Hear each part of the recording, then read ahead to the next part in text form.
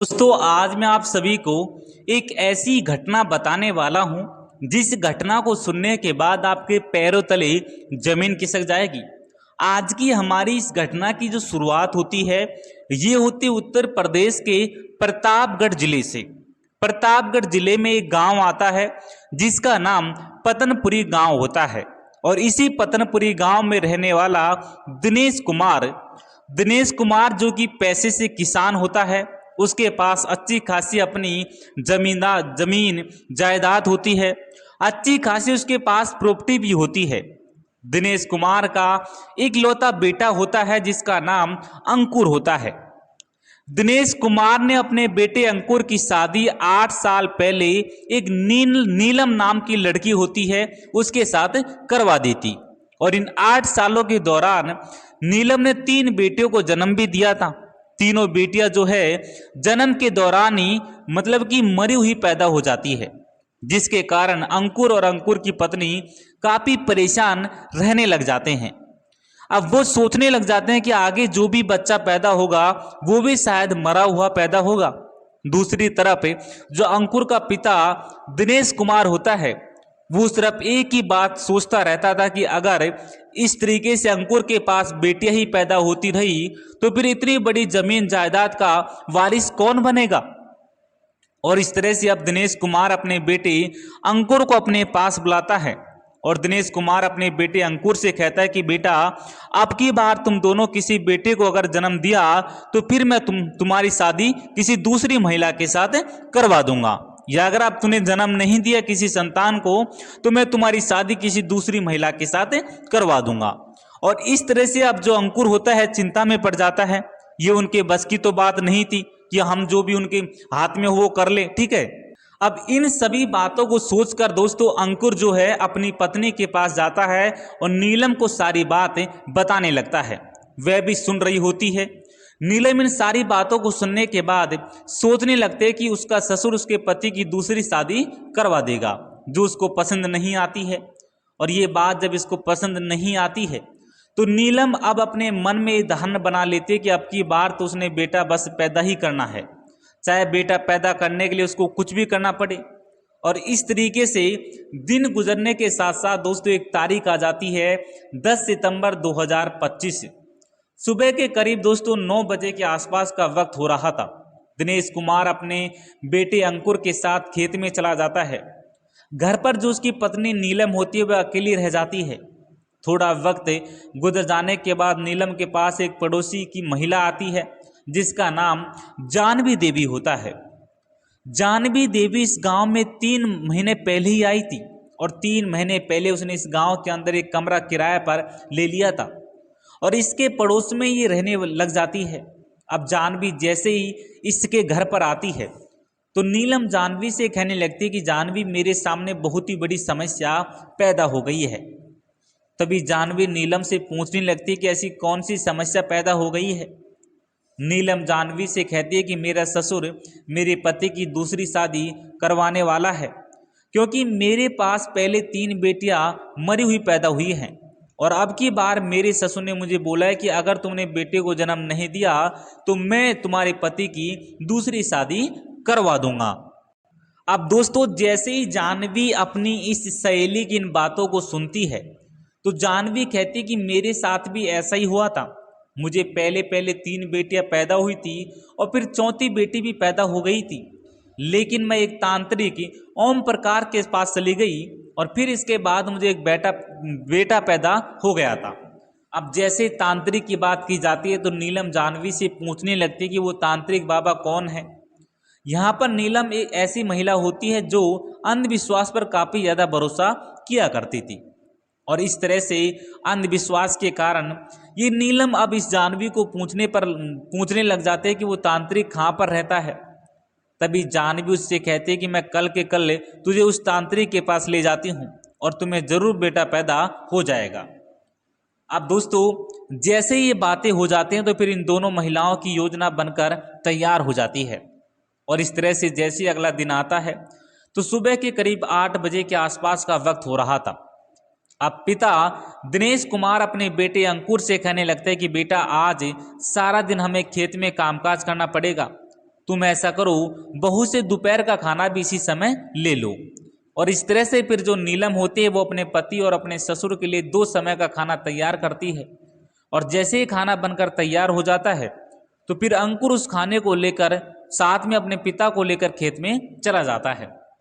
लेकिन उसी समय नीलम अपनी उस सहेली जानवी देवी के पास फोन कॉल करती है और कहती है कि मेरा पति और मेरा ससुर खेतों में चले गए हैं और वो शाम से पहले कभी वापस नहीं आएंगे, और अब मैं बेफिक्र होकर उस तांत्रिक से मिल सकती हूँ। और इस तरह से अब जानवी देवी देखते ही देखते इसके घर पर पहुंच जाती है।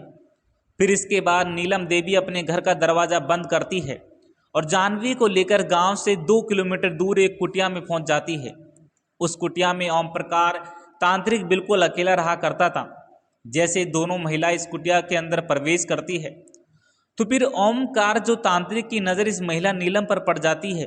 नीलम देखने में काफ़ी ज़्यादा खूबसूरत महिला होती है और इसकी खूबसूरती को देखकर ये तांत्रिक ओमकार इस पर मोहित हो जाता है और इस तांत्रिक की नियत इस महिला पर खराब हो जाती है। अब इसके बाद जानवी देवी उस तांत्रिक ओम प्रकार से कहने लगते हैं कि इसका बहुत ही बड़ी समस्या है। अब इसके बाद ओमकार तांत्रिक इससे समस्या पूछता है तो नीलम तांत्रिक से कहने लगती है कि अब की बार मेरे ससुर ने मुझे ये बोला है कि अगर मुझे बेटा पैदा नहीं हुआ तो फिर मेरा जो ससुर है वो अपने बेटे की दूसरी शादी करवा देगा।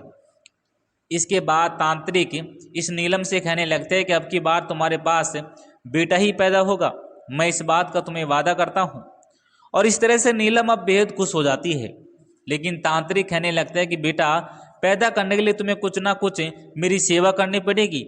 अब जैसे ही सेवा की बात आ जाती है तो नीलम इस तांत्रिक से कहने लगती है कि बेटा पाने के लिए मैं किसी भी हद तक जा सकती हूँ और मैं कुछ भी कर सकती हूँ। अब जैसे ही बातें बोली जाती है तो तांत्रिक वहाँ से खड़ा हो जाता है और फिर उस दूसरी महिला जानवी को अलग से कमरे में लेकर चला जाता है। जानवी को बोला जाता है कि इस महिला ने जो भी दान दक्षिणा मुझे मिलेगी वह सब मैं तुम्हें दे दूंगा, बस मुझे इस औरत को हासिल करना है। अब जानवी भी पहले ही तांत्रिक के साथ मिली हुई थी और इस तरह से जानवी और इस तांत्रिक की दोनों की मिली भगत से एक योजना बनकर तैयार हो जाती है। अब इसके बाद ये बातें करने के बाद तांत्रिक जानवी को लेकर इस महिला के पास आता है और इस महिला से बोला है कि तुम्हें हर रोज़ यहाँ पर आना पड़ेगा और यहाँ पर आने के बाद 6-7 घंटे का वक्त गुजारना पड़ेगा।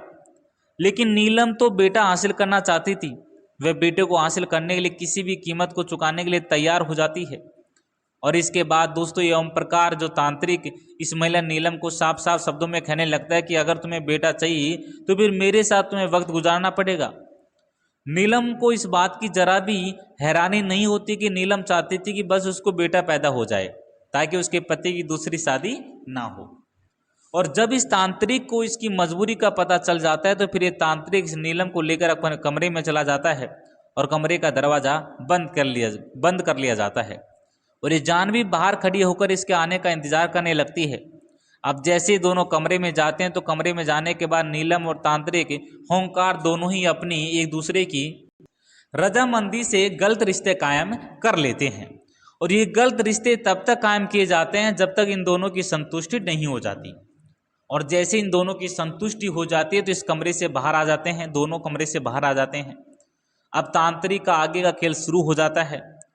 तांत्रिक का आगे का खेल शुरू होता है ओम प्रकार जो तांत्रिक इस महिला को कुछ जड़ी बूटियाँ देता है और जो जड़ी बूटियाँ पीसी हुई होती है तांत्रिक नीलम से कहता है कि ये जड़ी बूटियाँ लेकर चली जाओ और तुम्हें जड़ी बूटियाँ अपने पति और अपने ससुर दोनों को खिलानी है। लेकिन एक बात का ध्यान रखना पड़ेगा, जिस दूध में तुम इन जड़ी बूटियों को मिलाकर पिलाओगी उसी दूध के अंदर तुम्हें अपने दूध की 4-4 बूंदें मिलानी पड़ेगी। नीलम कहते कि कोई बात नहीं है, मैं ये सब काम करने के लिए तैयार हूँ। और इस तरह से नीलम देवी अब इस तांत्रिक ढोंगी बाबा पर अंधविश्वास करना शुरू कर देती है। इस गांव में जितने भी लोग होते हैं वह सभी अंधविश्वास में से भरे हुए होते हैं और इस तरह से पिछले काफ़ी दिनों से यहाँ पर रहते हुए इस बात का फायदा भी उठाया करता था। और इस तरह से महिला नीलम जानवी दोनों इस कुटिया से बाहर निकलती है और अपने घर पर आ जाती है। अब जैसे ही शाम का समय होता है तो जो थकार का ऋषि का ससुर दिनेश कुमार और साथ में उसका बेटा अंकुर खेत में आ जाते हैं। फिर इसके बाद नीलम को दोनों के लिए खाना तैयार किया जाता है और फिर खाना भी खिलाया जाता है। रात के जैसे 9:30 बजे के आसपास का वक्त हो जाता है तो फिर नीलम देवी कुछ दूध में उन जड़ी बूटियों को मिलाती है और ये सब काम करने के बाद वो अपने ससुर और अपने पति को ये दूध पिला दिया जाता है। अब जैसे ये दूध पिला दिया जाता है तो करीब आधे घंटे का वक्त गुजर जाने के बाद दोनों बेहोश हो जाते हैं और जैसे ये बेहोश हो जाते हैं तो करीब रात के 10:30 बजे के आसपास के घर के दरवाजे पर दस्तक होती है और जैसे ही महिला नीलम घर का दरवाज़ा खोलती है तो इसके सामने तांत्रिक खड़ा होता है, साथ में जानवी देवी भी खड़ी होती है और इनको अपने घर के सामने खड़ा देखकर वो काफ़ी ज़्यादा हैरान हो जाती है। तांत्रिक कहने लगता है कि तुम्हारे घर का भी शुद्धिकरण करना पड़ेगा और तुम्हारा भी शुद्धिकरण करना पड़ेगा। मैं लगातार 10 से 15 दिन तक तुम्हारे घर पर आता रहूँगा। और इसके बाद नीलम इस तांत्रिक से कहने अपने घर पर आ जाती है और फिर इसके बाद ये तांत्रिक इस महिला को नीलम को इसी कमरे में ले जाता और कमरे में ले जाने के बाद ये दोनों वहाँ पर गलत काम करना शुरू कर देते। अब जैसे ही दोनों का काम खत्म होता तो फिर इस महिला से कुछ भी पैसे मांगे जाते और बदले में महिला इस ढोंगे तांत्रिक को कभी 5,000 कभी 10,000 इस तरीके से पैसे दिया करती थी। तांत्रिक उनमें से 4,000 जानवी को देता और 1,000 अपने पास रख लेता और इस तरह से पूरी रात गुजर जाती है। लगभग ये काम 10 से 15 दिनों तक लगातार चलता रहता है। इन 10 से 15 दिनों के दौरान ये महिला नीलम देवी हर रोज जड़ी बूटियों को पीसकर दूध में मिलाकर अपने ससुर और पति को पिलाया करती थी, जिसकी वजह से इसका ससुर और इसका पति बेहोश हो जाते थे और फिर वो तांत्रिक ओम प्रकाश इसके घर पर आता था और ऋषि की मर्जी से इसके साथ गलत रिश्ते बनाया करता था और इस तरीके से 15 से 20 दिनों का वक्त गुजर जाता है। इतना वक्त गुजर जाने के बाद दिनेश और अंकुर ये दोनों ही सोचने लग जाते हैं कि हम हर रात इतनी जल्दी सो जाते हैं और सुबह इतनी लेट क्यों उठते हैं। लेकिन अंकुर और दिनेश इस बात की तरफ इतना ध्यान नहीं देते हैं क्योंकि वो अपने कामकाज में व्यस्त रहते थे। और इस तरह से दिन गुजर जाने के बाद 7 ही तारीख आ जाती है दोस्तों, 1 अक्टूबर 2025 सुबह के लगभग 9 बजे के आसपास का वक्त होता है। अंकुर और उसका पिता दिनेश कुमार दोनों खेत में जाने के लिए तैयार हो जाते हैं। अंकुर अपनी पत्नी से कहता है कि जल्दी से हमारे लिए सुबह का खाना और दोपहर का खाना तैयार कर दो क्योंकि हमें खेत में जाना है। और इस तरह से आज के समय भी नीलम देवी इन दोनों के लिए खाना तैयार करती है और इन दोनों को खाना देकर खेत में चले जाते हैं लेकर काम करने के लिए। जैसे ही दोनों खेत में चले जाते हैं तो इसके बाद नीलम जानवी के पास फ़ोन कॉल करती है और जानवी से कहते हैं कि 20 दिनों का वक्त गुजर चुका है और मुझे इस तांत्रिक से पूछने के काम होने वाला है नहीं होने वाला। लेकिन जानवी कहते कि मैं अभी तेरे घर पर आती हूँ और फिर हम दोनों उस तांत्रिक की कुटिया पर चलते हैं। और इस तरह से जानवी देवी 10 से 15 मिनट का वक्त गुजर जाने के बाद महिला नीलम के घर पर आ जाती है और फिर दोनों महिलाएं घर का दरवाज़ा बंद करती है और फिर उस कुटिया पर पहुंच जाती है जहां पर तांत्रिक ओंकार आज भी अकेला बैठा हुआ था। इसके बाद ओम प्रकाश तांत्रिक से मिलती है और कहने लगते कि 10 से 15 दिनों का वक्त गुजर चुका है लेकिन मुझे जरा भी फर्क नहीं पड़ा। अब ये ढोंगी तांत्रिक ओम प्रकाश इस महिला से कहने लगता है कि तुम्हें थोड़ा सा समय आज और मेरे साथ गुजार लो, कल से फर्क लगना शुरू हो जाएगा। और इसके बाद ये बातें कहने के बाद ये तांत्रिक इस महिला नीलम को लेकर अपने कमरे में चला जाता है और आज भी इस महिला के साथ इसी की रजामंदी से गलत रिश्ते कायम कर लिए जाते हैं। और जैसे इस ढोंगी तांत्रिक का काम खत्म हो जाता है तो फिर इसके आगे की जो योजना है वो शुरू हो जाती है। तांत्रिक आज के समय कुछ दूसरे प्रकार की जड़ी बूटियाँ पेश कर देता है और कहते हैं कि 5-6 दिनों तक ये जड़ी बूटियाँ तुम्हें लगातार उसी प्रक्रिया से खिलानी है। पहले दूध का गिलास लेना है और पिसी हुई जड़ी बूटियाँ डालनी है, फिर अपने दूध की 4 बूंदी इसमें डालनी है और फिर अपने पति और अपने ससुर को पिलानी है। आज भी ये सारी बातें कही जाती है और फिर इसके बाद नीलम उसी पिसी हुई जड़ी बूटियों को लेकर अपने घर पर आ जाती है।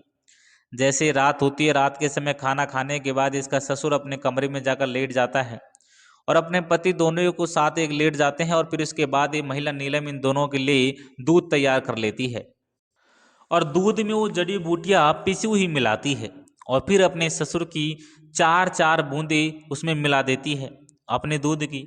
अब ये सब काम करने के बाद एक गिलास दूध का इन दोनों को पिलाया जाता है। लेकिन जैसे ये काम हो रहा होता है तो जानवी फिर नीलम के पास फ़ोन कॉल करती है और नीलम से कहते हैं कि नीलम, उस तांत्रिक ने मुझे फ़ोन करके बताया कि आज दूध तुम्हें ही पीना होगा। और उसके बाद जैसे नीलम अपनी सहेली जानवी की इन सारी बातों को सुनती है तो देखते ही देखते आज के समय वो भी 1 गिलास दूध का पी लेती है। और इस तरह से जब तीनों की 1 गिलास दूध का पी लेते हैं तो करीब आधे घंटे का वक्त गुजरने के बाद तीनों बेहोश हो जाते हैं। अब जैसे ही रात के करीब 12 बजे के आसपास का वक्त होता है तो तांत्रिक अब जानवी के पास फ़ोन कॉल करता है और जानवी से कहता है कि एक कुर्सी का इंतजाम करके रखना, मैं तुम्हारे घर पर आ रहा हूँ। और इस तरह से मौका देखते ही तांत्रिक अब जानवी के घर पर पहुंचता है। घर की कसी उठाई जाती है और कुछ दरवाज़ा तोड़ने के लिए औजार भी उठाए जाते हैं। और इस तरह से अब रात के 12:30 बजे के आसपास ये दोनों दिनेश के घर पर पहुंच जाते हैं। दिनेश के घर पर पहुंचने के बाद ये दोनों इधर उधर देखना शुरू करते हैं। चारों तरफ गहन अंधेरा होता है और रात्रि के सन्नाटे में दोनों घर का मुख्य दरवाज़ा तोड़ने में सफल हो जाते हैं। और इस तरह दोनों घर के अंदर प्रवेश करते हैं और घर के अंदर प्रवेश करने के बाद घर के अंदर जितने भी गहने रुपये होते हैं सारे को रख लेते हैं। और ये सब लूटने के बाद घर का मुख्य दरवाज़ा होता है वो अंदर से बंद कर लिया जाता है। टूटा फूटा दरवाज़ा ज़रूर होता है लेकिन टूटे फूटे दरवाजे को ही दोनों बंद कर देते हैं। और फिर अब ये तांत्रिक इतने बड़े घटनाक्रम को अंजाम देने वाला था जिसके बारे में जानवी भी नहीं जानती थी। मौका पाते ही तांत्रिक अब सबसे पहले महिला नीलम की गर्दन को कसी से मतलब कि काटता है। और इस सब काम करने के बाद दिनेश की गर्दन को भी काटी जाती है और चीख पुकार नहीं होनी पाती क्योंकि वो पहले ही बेहोश होते हैं। और फिर इसके बाद इस लड़के के अंकुर को भी देखते हैं, गलत मतलब उसका भी गला काट दिया जाता है। ये सब काम करने के बाद ये जो तांत्रिक होता है इस महिला जानवी से कहता है कि चलो बाहर एक प्लाट पड़ा हुआ है, वहीं पर हम तीनों की मतलब कि जो पड़ी हुई हैं लोगों की डेड बॉडी उनको वहीं पर काम तमाम कर देते हैं। और फिर जितना भी हमें लूटा है, जितने भी पैसे लूटे, इन पैसों को लेकर यहाँ से फरार हो जाते हैं। और इसके बाद मौका पाकर ये तांत्रिक एक मतलब कि सभी को उठाकर एक खाली प्लाट पड़ा हुआ था वहाँ पर जाकर इसको पटक देता है, खड्डा खोदकर उसको गाड़ देता है। अब धीरे धीरे दोस्तों बात लगभग कई दिन की गुजर जाती है। जब अड़ोस पड़ोस को लोगों को पता चलता है कि भाई कहाँ गई, तो लोगों में एक बड़ी हड़ताल मच जाती है। लोग तुरंत खबर को मतलब कि गांव में खबर कर देते हैं। दरवाज़ा टूटा हुआ मिलता है। तो जो भी उनकी चाल थी, किसके साथ जाया करती थी, सारी चीज़ों को नीलम जब भी बाहर निकलती थी तो गाँव के लोग देखते थे रोज़ कुटिया में जाती है। तो बहुत सारे ऐसे सबूतों को पुलिस को बताया जाता है और उसके बाद उस तांत्रिक की खोज की जाती है। और जब दोस्तों जब तांत्रिक की पुलिस जांच करती है तो जब तांत्रिक और जो जानवी देवी है दोनों एक ही साथ मिलते हैं। और जब वहाँ पर पुलिस उन्हें गिरफ्तार करके थाने में बंद करके जब उनसे पूछताछ करती है तो सारी जो भी बातें होती हैं 2 पट्टों में वो बता देते हैं। और उसके बाद दोस्तों दोनों को जेल में बंद कर दिया जाता है। तो दोस्तों इस तरीके से उन दोनों के साथ ये हुआ। अब देखो मैं आप सभी को बता दूं कि एक हंसता हुआ एक दिनेश का जो हंसता खेलता परिवार है एक अंधविश्वास के कारण एक खाम मतलब मौत के घाट उतर गया। तो दोस्तों इस घटनाक्रम को सुनाने का मेरा उद्देश्य किसी के दिल को दुखाना नहीं था, बल्कि आपको जागरूक करना, आपको सावधान करना है कि ऐसे तांत्रिक बाबाओं से दूर रहे और किसी के ऊपर अंधविश्वास ना करें। बाकी दोस्तों अगर वीडियो आप सभी को पसंद आया तो वीडियो को लाइक करके चैनल को आप लोग सब्सक्राइब अवश्य कर लेना, क्योंकि दोस्तों आप सभी को हमारे चैनल पर रोजाना कुछ ऐसी घटनाएं मिलती रहेंगी। मिलते हैं दोस्तों किसी नेक्स्ट वीडियो में। आज के लिए इतना ही। जय हिंद और वंदे मातरम।